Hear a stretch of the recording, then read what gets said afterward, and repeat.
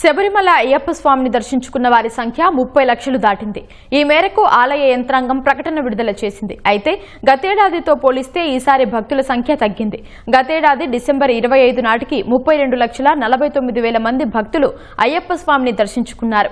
ఈ సీజన్ ప్రారంభం నుంచి భక్తుల తాకిడి అధికంగా ఉంది. కేరళ హైకోర్టు ఆదేశాల మేరకు వర్చువల్ సహా స్పాట్ బుకింగ్స్ పై ఈసారి ఆలయ యంత్రాంగం పరిమితులు విధించింది. అత్యధికంగా నవంబర్ 19న 1,02,299 మంది భక్తులు అయ్యప్పను దర్శించుకోగా అత్యల్పంగా డిసెంబర్ 12న 49,738 మంది దర్శించుకున్నారు. ఆదివారాలతో పోలిస్తే సాధారణ రోజుల్లో భక్తుల తాకిడి అధికంగా ఉందని అధికారులు తెలిపారు. సాధారణ రోజుల్లో సగటున 80,000 మందికి పైగా భక్తులు శబరిమలకు వచ్చారని వెల్లడించారు.